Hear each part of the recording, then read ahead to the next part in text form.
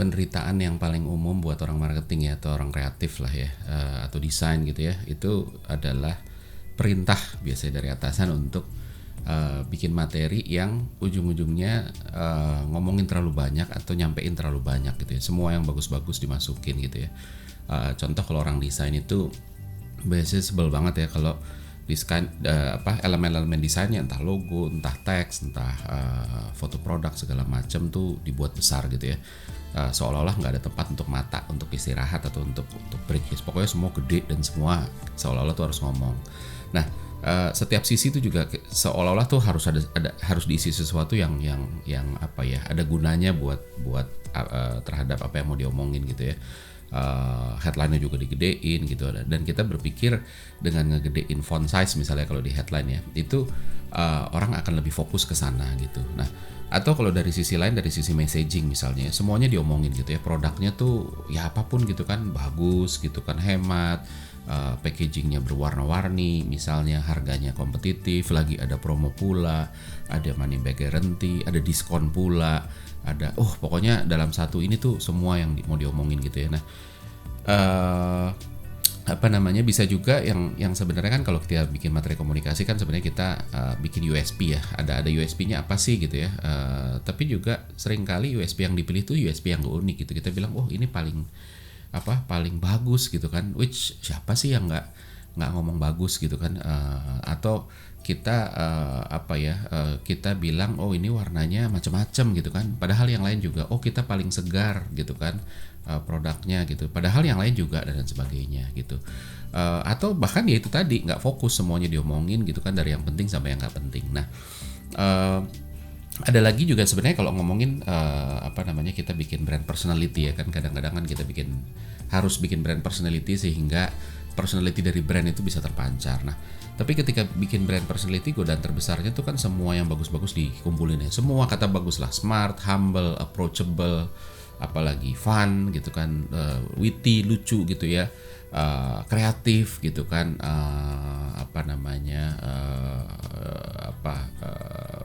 mudah didekati, terus habis itu ya semualah, pokoknya semua ditaruh. Bagus sih gitu, tapi pada akhirnya apakah rasanya jadi real gitu ya, karena kok kayak robot ya, semuanya ada dan semuanya bagus gitu ya.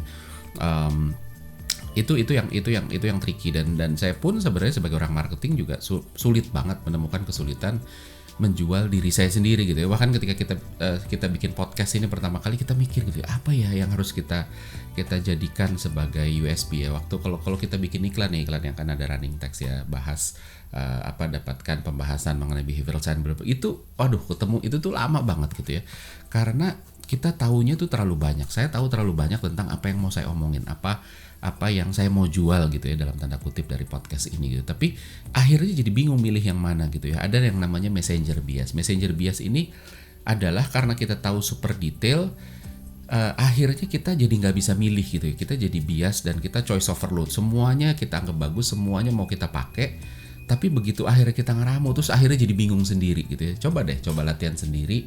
Kita kan sebenarnya sebagai praktisi marketing, praktisi bisnis, apapun itu kan, kita juga harus bangun personal brand. Nah, ketika bangun personal brand, coba cari satu kata apa atau satu positioning apa yang mau kita own, cari itu nggak gampang gitu.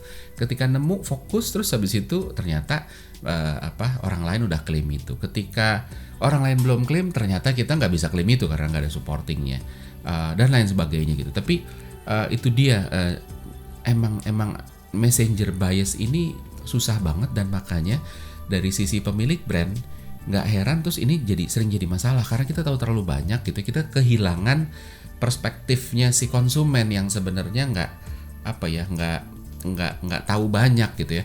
Ada yang namanya attention gap ya. Attention gap itu adalah sesuatu ketika kita mau nyampein sesuatu gitu ya, kita berpikir bahwa orang nih akan perhatiin yang ini. Begitu kita komunikasiin ke sana, ternyata orang nggak perhatiin itu gitu, orang perhatiin yang lain gitu kan.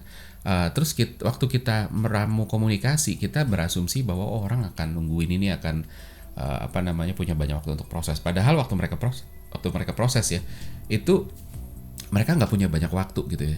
Dan ketika diomongin sambil lewat aja tuh ada sesuatu yang klik duluan yang ini kok menarik gitu ya. Nah sebenarnya yang itu yang kita perlu cari gitu ya. Belum lagi ada yang namanya selective attention bias ya, which setiap orang bisa beda-beda gitu ya. Ada orang yang fokusnya sama apa, ada yang fokusnya sama yang lain. Jadi kita harus benar-benar ngerti gimana sih caranya nyampe ke sana. Nah tapi menarik lagi kalau kita bicara soal gimana caranya kita fokus dan kenapa kita harus fokus dalam komunikasi gitu ya. Ada beberapa hal dari sisi perspektif behavior saya. Yang pertama adalah kita ngomongin soal working memory. Working memory kebagi dua. Yang pertama adalah ngomongin memory capacity dulu, bahwa secara sains manusia itu cuma bisa mengingat 7 plus minus 2 informasi dalam satu waktu. Artinya orang cuma bisa mengingat 5 sampai 9 informasi dalam satu waktu gitu ya. Jadi nggak bisa banyak-banyak. Maka dari itu nomor telepon dulu tuh 7 digit, bukan cuma di Indonesia tapi di banyak negara gitu ya. Terus HP awalnya itu kan HP kan antara 11 sampai 12 nomor ya. Bahkan ada yang cuma 10 gitu ya. 10 sampai 12 lah ya.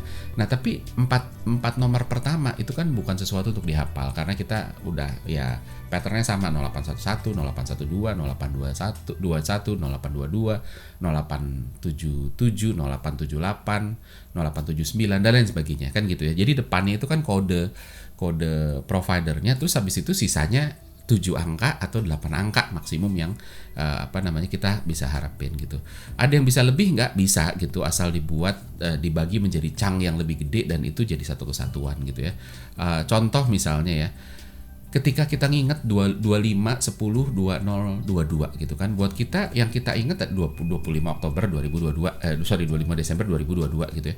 Yang kita inget kan sebenarnya cuma 3, 1, 25, bukan 2 dan 5 gitu ya. Tapi 25, 1, 10, yang kedua 10, yang ketiga 2022. Jadi sebenarnya cuma 3 gitu. Itu dia. Tapi ya itu dia, jadi lebih mudah mengingat ketika ditaruh di chunk yang kelihatannya banyak tapi sebenarnya dibagi-bagi dalam grouping yang lebih ini. Terus yang kedua adalah ada contoh lagi nih, kalau suruh ngapalin ya, apalin deh nih, saya sebutin angka-angka tapi apalin deh 0, 0, 1, 2, 2, 2, 2, 5. Coba deh, wah yang kita lakukan kan adalah coba nginget-nginget nolnya tadi ada berapa sih gitu kan, satunya ada berapa sih, duanya ada berapa sih, limanya ada berapa gitu. Kita ingat ada 0, 1, 2, dan 5 gitu, karena ada ini 4 informasi, tapi nolnya ada berapa, satunya ada berapa, nah itu informasi lagi dan itu membuat kita sulit gitu. Tapi lebih mudah kalau balik lagi tadi ditaruh sebagai 25, 10, 20, 22 gitu kan. Jadi kita rearrange urutannya sehingga komponennya kita bisa ingat. Nah, kenapa jadi lebih mudah diingat? Karena ya sekarang nih tanggalnya kan dekat-dekat dengan 25, 12, 2022. Jadi yang kita ingat itu. Jadi ketika punya meaning dirubah urutannya sehingga itu menyerupai atau sama dengan sesuatu yang punya meaning, kita jadi lebih gampang ingatnya. Nah, yang kedua adalah kalau kita ngomongin working memory itu punya low expiry period. Artinya ketika kita dibilang coba deh inget deh 4716869 gitu. Itu apa ya? Terus habis itu kita berusaha nginget nomor telepon orang gitu, lagi cari rumah, terus habis itu ada plang dijual, telepon 081247168669 gitu kan, kita berusaha nginget 0812-nya kita ingat, terus 416869 416869. Nah, kita mengulang supaya nge-refresh si expiry date itu. Jadi expiry date itu kayak jam pasir ya, kayak terus habis itu timer jalan, makin lama makin hilang dari ingatan kita, makanya kita mengulang supaya dia kayak mulai baru lagi. Jadi itu dia, dan ketika lagi ngulang-ulang kita belum sempat catat, terus habis itu ada nomor lain lagi, nomornya misalnya 5729865 gitu kan, terus tadi berapa yang pertama, kan lupa gitu. Jadi working memory itu udah kapasitasnya kecil, periodenya pendek gitu ya. Dan bayangin kalau ini terjadi sama brand communication kita lagi komunikasi, kita nyampein macam-macam, orang nggak terlalu peduli sama pesan kita gitu ya. Nyampeinnya banyak banget yang mau disampein gitu kan. Kalau tertarik aja bingung gitu loh. Anggap aja mereka tertarik sama message kita ya. Mereka pay attention full ya. Ketika yang disampaikan banyak, terus ini sebenarnya mau diomongin apa sih kok banyak gitu. Apalagi pada umumnya mereka nggak tertarik sama message kita. Jadi makin ribet. Nah, triknya makanya apa? Yang pertama adalah KISS, keep it simple. Stupid katanya kayak gitu ya bercandaannya. Jadi dibikin simple aja, nggak usah ngomongin terlalu banyak. Kalau kompleks ya ditaruh put meaningnya. Ada kita ini bisa dibelah menjadi meaning apa sih? Satu, kedua jangan totally baru. Makanya kan banyak iklan-iklan, banyak inovasi itu yang berusaha mengambil sesuatu yang lama terus habis itu dikemas baru menjadi sesuatu yang ada rasa barunya tapi membuat orang gampang mengingatnya karena ada faktor lamanya, ada sesuatu untuk di-connect gitu ya. Akhirnya jadi ya hal-hal kayak tren, misalnya tren itu jadi gampang diingat karena ada sesuatu meaning gitu, dan kita juga jadi gampang mengingatnya. Nah, yang kedua adalah balik lagi saya selalu ngomong cara kerja otak. Cara kerja otak gimana sih? Ketika kita diekspos sama informasi gitu, otak kita tuh selalu scanning, berusaha cari apa yang bisa dikenalin dan apa yang enggak gitu kan. Cari apa yang harus di decode, dipecahkan kodenya, apa sih artinya gitu ya. Dan apa yang enggak gitu kan. Tujuannya apa? Tujuannya supaya otak bisa sense making. Oh, kalau informasinya ini tuh begini. Oh, kalau informasinya ini nggak abaikan aja, ini nggak terlalu penting dan lain sebagainya. Nah, dengan dia sense making, nantinya ketika sudah ada meaning making, bukan sense making, meaning making. Ketika udah meaning making, terus abis itu otak bisa mutusin apakah ini harus saya tindak lanjuti atau ini diabaikan aja karena sesuatu yang tidak penting gitu ya. Nah itu penting banget. Nah, semakin banyak informasi yang diekspos, otak yang terus scanning itu terus gitu kan, itu akan berusaha ngerekam, oh ini apa, memproses. Bayangin kayak komputer dikasih kerjaan banyak banget, terus habis itu dia ngeproses semua. Baik, makanya kita bisa lihat kalau masuk ke toko ya, toko butik, toko mahal, kenapa baju-bajunya itu nggak banyak? Kenapa baju-bajunya disusun dengan warna yang gampang supaya otak lebih gampang mencaranya. Ketika cari, oh warna biru tuh di sana karena ini jajaran biru. Tapi kalau kita masuk ke ITC gitu ya, bajunya dicampur aja jadi satu gitu kan, terus habis itu kita kayak otak tuh scanning, yang mana ya gitu ya, nyari semua dan akhirnya otak overload gitu. Nah itu analogi yang persis sama ketika kita membanjiri otak konsumen dengan informasi yang kita mau ngomongin semua diomongin gitu, nggak akan masuk akhirnya gitu dah. Terus abis itu kalau udah ada keburu yang kena attention gitu, ini menarik nih informasinya dari brand message kita ya, ini menarik nih, terus habis itu ada lagi yang lain gitu, itu susah, yang lain akhirnya nggak bisa diproses dengan sempurna, atau yang ini tuh habis itu ditinggalin lagi gitu, sebenarnya menarik tapi ada informasi lain lagi, terus dia keburu pindah ke yang lain dan lain sebagainya. Jadi itu tadi makanya orang bilang bahwa kalau dibilang bahwa orang bisa multitasking, nggak ada orang bisa multitasking kecuali sesuatu yang udah jadi habit. Kalau belum jadi habit itu nggak pernah bisa jadi multitasking gitu. Yang bisa adalah pindah attention atau pindah fokus dari satu activity ke activity lain. Nggak ada orang yang bisa melakukan dua hal bersamaan kecuali yang satunya habit. Kalau yang satunya habit bisa gitu ya. Nah itu dia. Terus habis itu selanjutnya adalah otak juga mencari koneksi ketika meaningnya udah ada, ini nyambungnya ke siapa sih gitu kan, ini kira-kira hubungannya apa sih dan lain sebagainya. Dan ketika dia berusaha cari hubungannya, itu otak juga kerja. Contoh hubungan tuh apa? Contoh misalnya gini, ketika informasinya adalah merah, otak tuh nggak berhenti di merah doang, tapi otak berusaha secara otomatis tanpa bisa ditolak, otak akan cari bahwa merah tuh bisa ada hubungannya sama darah, bisa hubungannya sama Ferrari, bisa sama berani, bisa sama apel, sama anggur dan lain sebagainya. Terus begitu darah pun ada turunannya lagi. Darah itu bisa luka, bisa sakit, bisa donor, bisa ya apapun itu. Ferrari itu bisa ngebut, bisa ganteng, bisa mahal, bisa keren, bisa sporty, apapun itu. Nah, jadi kebayang bahwa dari satu informasi aja tuh otak memproses, bukan cuma berhenti di sana, tapi cabangan-cabangannya juga dia cari karena dia berusaha cari koneksinya. Nah, gimana kalau informasi segitu banyak? Buyar udah pasti gitu ya. Nah, bayangin juga bahwa otak itu juga punya mode kerja yang lumayan kompleks ya. Ada dua setidaknya gitu kan. Ada pilot dan autopilot. Pilot itu kita yang kontrol, autopilot itu ya udah ngalir begitu aja gitu kan. Nah, kalau salah satu jalan sendiri, akhirnya kita nggak bisa proses yang lain gitu kan. Contoh misalnya, kecuali balik lagi tadi ya, kecuali jadi habit. Contoh nih misalnya, bisa nggak kita baca buku sambil nyanyi? Baca buku terus nyanyi apapun gitu. Nggak bisa, salah satu pasti kalah gitu ya. Atau teleponan sambil dengerin berita, nggak bisa gitu loh. Yang satu ngomong dan ini harus mencerna, yang sana juga ini. Dua-duanya butuh pilot. Jadi kalau dua-duanya butuh pilot gak bisa. Kita baru bisa jalan bareng ketika salah satunya itu sudah masuk ke autopilot yang tidak perlu dipikirin lagi gitu ya. Contoh misalnya apa? Kita nyetir sambil teleponan. Nyetir udah autopilot gitu ya. Jadi sambil teleponan bisa. Yang satu autopilot, yang satu pilot. Terus makan sambil baca buku gitu ya. Kita makan itu ngunyah itu kan kita nggak perlu. Ngunyahnya begini ya, nggak perlu dipikirin. Jalan dengan sendirinya, baca bukunya ya baca buku. Ini pilot. Jadi dua itu harus berjalan. Ketika yang satu autopilot, satu pilot, satu bisa jalan barengan. Tapi ketika ini belum autopilot yang jadi habit, akhirnya saling mengganggu. Nah, balik lagi ke brand message kita. Ketika brand message-nya banyak, berapa banyak brand message kita itu autopilot. Sedikit sekali brand message yang bisa diproses sebagai autopilot. Kebanyakan semua pilot, karena ini informasi-informasi yang butuh pemikiran, butuh dicerna, ini gimana sih dan lain sebagainya. Kalau dia masuk autopilot bisa bahaya karena bisa dilewatin gitu aja ya. Nah, itu makanya risikonya. Terus abis itu yang ketiga adalah kita harus ngerti gimana memori terbentuk ya. Memori itu kan kebentuknya dari repetisi, diulang terus. Makanya tadi waktu kita baru dengar sesuatu, working memory masuk gitu, terus habis itu kita berusaha ngulang.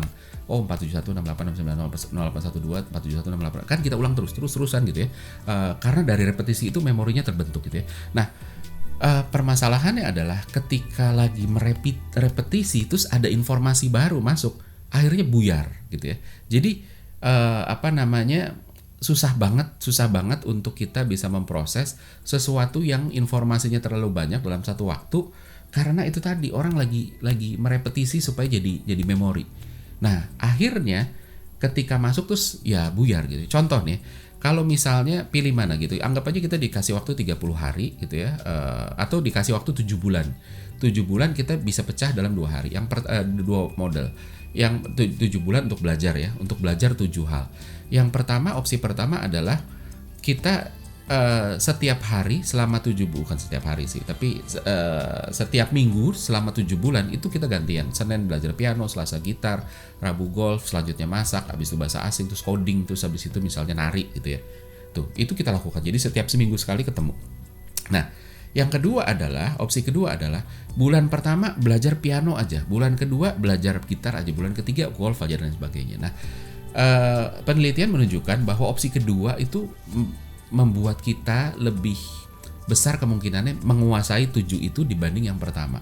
Karena ketika yang pertama kita harus berganti dan akhirnya repetisinya jadi sedikit. Dalam bulan pertama dia belajar gitar itu cuma 4 kali karena seminggu sekali. Kalau yang opsi kedua, dia belajar gitar itu full 30 hari sehingga dia sudah masuk ke autopilot, sehingga ketika bulan selanjutnya dia belajar yang lain, autopilotnya udah keburu kesimpan.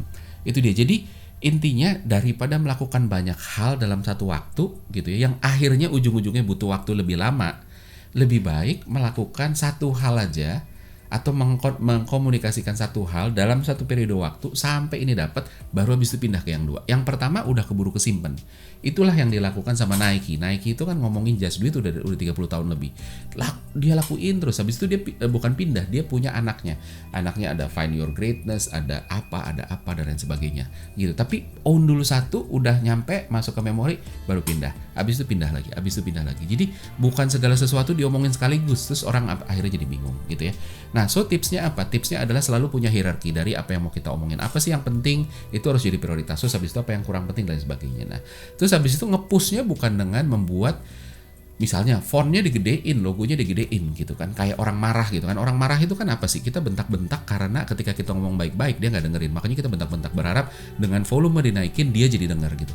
Pada akhirnya apa? Besok yang kita marahin begitu lagi, karena dia melakukan sekarang karena apa? Karena dia takut sama voice-nya, sama volume suara kita, tapi bukan sama esensinya.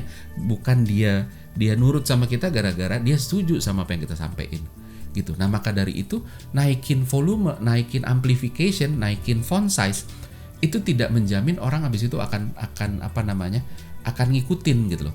Karena yang yang didorong itu adalah esensinya gitu. Esensinya apa, sama kayak orang demo gitu. Mau pakai speaker segede-gede apapun tetap aja nggak diturutin gitu kan. Banyak banget yang begitu ya. Itu dia. Jadi balik lagi ketika kita ngedesain gitu ya, bikin font, bikin apa, mau digede-gedein gitu ya. Iya boleh digedein, tapi digedeinnya itu sebatas kayak ini cukup terbaca gitu, tapi nggak perlu super gede sehingga terus habis itu kenapa supaya orang lihat gitu. Kalau orang nggak mau lihat, orang nggak mau lihat aja, mau digedein kayak pun nggak mau lihat. Kan ada pepatah ya yang kesalahan kita di depan mata nggak kelihatan, kesalahan orang jauh kelihatan gitu ya. Itu tadi gitu, karena kalau kita nggak mau fokus sama apa yang ada di depan mata, ya nggak akan kelihatan gitu. Jadi mau digedein kayak apapun juga nggak. Yang kedua adalah pertanyaan kedua, ketika kita udah bikin hierarki, nomor satunya apa, nomor duanya apa, tiga segala, harus masuk semua nggak? Enggak, kita harus tanya. Nomor satu, oke, ini prioritas. Yang nomor duanya, pertanyaannya adalah, ini akan mengkanibal atau membuat fokus terhadap yang pertama buyar atau malah memperkuat. Kalau memperkuat lanjutin, kalau jadi buyar, oh jangan, drop aja. Terus habis itu ketiga, perlu ada apa enggak sih gitu loh. Oh dia memperkuat, tapi perlu ada apa enggak gitu kan. Kadang-kadang kita mikir, oh ini produknya bagus, harganya ini, diskonnya gede, jaminan dan lain sebagainya gitu ya. Pertanyaannya perlu ada apa enggak gitu. Ada nggak hal-hal yang sebenarnya orang lain klaim, misalnya ngomong produknya bagus. Produk mana sih yang nggak ngomong bagus? Semua orang jualan juga produknya bagus. Dan ada yang namanya normatif gitu ya, hal-hal ngomong terbaik, value for money gitu. Nggak ada orang jualan ngomong, wah kita terjelek gitu, kita kualitasnya memang bagus tapi harganya mahal, jadi value for money-nya nggak ada. Semua pasti ngomong begitu. Jadi apakah itu harus dikomunikasikan? Apalagi ketika kita juga harus ngomongin yang lain. Kalau mau ngomongin itu boleh, tapi udah jangan ngomongin yang lain gitu ya. Jadi fokus ke sana. Terus habis itu bisa diganti nggak narasinya sehingga ngomongnya lebih enak. Contoh ya, saya selalu bilang kayak apa, kalau dulu di tol kan ada bayaran dengan uang pas, terus habis itu ya udah gitu. Terus so what gitu. Bisa nggak sih diganti? Misalnya ketimbang ngomongin kualitas terbaik tapi diganti narasinya jadi sesuatu yang membuat orang berhenti. Misalnya harga kualitas berani diadu gitu ya. Jadi pesannya sama tapi narasinya berbeda gitu. Dan yang terakhir adalah apa ini masuk kriteria message yang orang akan perhatiin gitu ya. Apa aja? Satu, unik. Kedua, pattern, ada patternnya, ada polanya. Ketiga, ada meaningnya buat si audience. Keempat, ada emotionnya, karena emosi itu kan flagnya untuk memori ya. Terus habis itu relevan, yang terakhir ada twist. Nah kalau itu punya, nah jadi akhirnya kita bisa milih gitu loh. Nggak semua dalam brand communication itu harus dimasukin. Kita harus milih mana yang sesuai, mana yang enggak. Mau masukin semua gitu ya. Balik lagi menunjukkan bahwa kita cuma peduli apa yang mau kita omongin, tapi kita nggak peduli apa yang orang akan tangkap atau orang bisa tangkap. Dan itu fatal banget buat marketing.